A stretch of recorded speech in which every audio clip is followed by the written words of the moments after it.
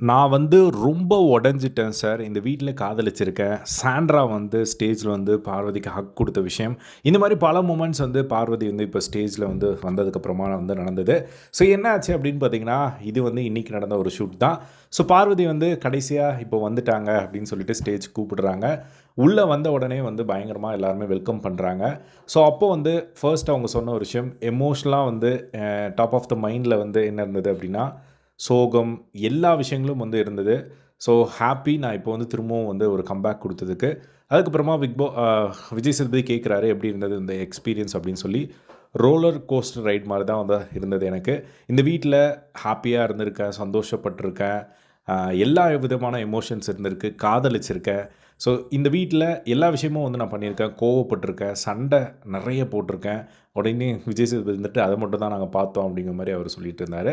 அதுக்கப்புறமா வந்து இந்த ரெட் கார்ட் விஷயத்தினால வந்து நான் உண்மையிலேயே வந்து ரொம்ப உடைஞ்சுட்டேன். ஸோ ஃபர்ஸ்ட் ஆஃப் ஆல் நான் சாண்ட்ராக்கு வந்து சாரி கேட்டுக்கிறேன் அப்படின்னு சொன்ன உடனே, சாண்ட்ரா வந்து அந்த இடத்துல நின்னு எழுந்து, "நான் வரட்டுமா?" அப்படின்னு கேட்குறாங்க. அதுக்கப்புறம் ஸ்டேஜ்க்கு வந்து சாண்ட்ரா வராங்க.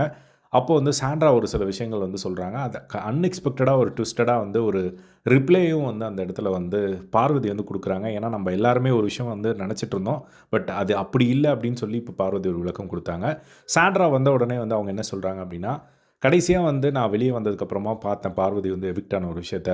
அவங்க அந்த கேட்டு கிட்ட நின்னு அ ஒரு மாரி வீடியோ வந்து பார்த்தாங்க. ஸோ அப்போ வந்து எனக்கு ஒரு மாரி ரொம்ப கஷ்டமாயிடுச்சு. ஏன்னா, அந்த வாரத்துக்கு முன்னாடி எல்லாருமே வேணாம் வேணான்னு சொன்னப்போ, என்ன வேணும் அப்படின்னு சொல்லி என் கூட இருந்தவ பார்வதி. ஸோ நான் வந்து அந்த இடத்துல போய் நின்றுருக்கணும்.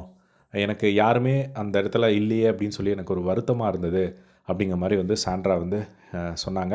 அதுக்கு வந்து அவங்க ஒரு ரெஸ்பாண்ட் குடுத்தாங்க. என்ன பண்ணாங்க அப்படின்னா, எனக்கு அந்த கேட்டு கிட்ட வந்து நான் போய் நின்னதுக்கான ஒரு காரணம், எனக்கு இந்த வீட தான் வந்து நான் பார்த்தேனே தவிர, இந்த வீட்ல நான் ரொம்ப தனிமையா உணர்ந்திருக்கேன்.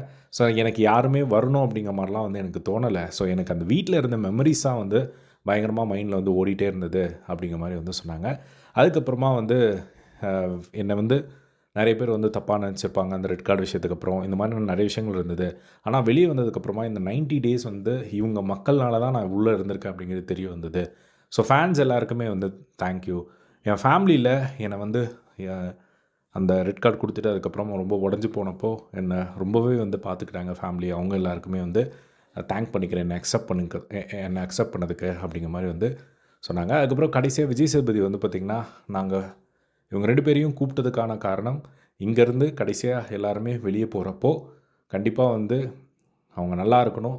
ஸோ யாருக்கும் எதுவும் ஆகக்கூடாது அப்படிங்கிறதுக்காக தான் நாங்க கூப்பிட்டோம் அப்படிங்கிற மாரி வந்து அவர் சொல்லி, அத முடிச்சத வந்து பார்க்க முடிஞ்சது. ஸோ இதுதான் வந்து பார்த்தீங்கன்னா, ஃபைனலா அந்த இடத்துல நடந்த ஒரு மொமெண்ட் விஜய் பார்வதிக்கு.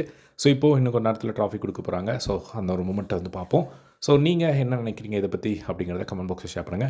இதே மாரி எல்லாம் பிக் பாஸ் அப்டேட் தெரிஞ்சுக்க நம்மளோட சேனல சப்ஸ்கிரைப் பண்ணி சப்போர்ட் பண்ணுங்க. தேங்க்ஸ் ஃபார் வாட்சிங் அஸ். பை.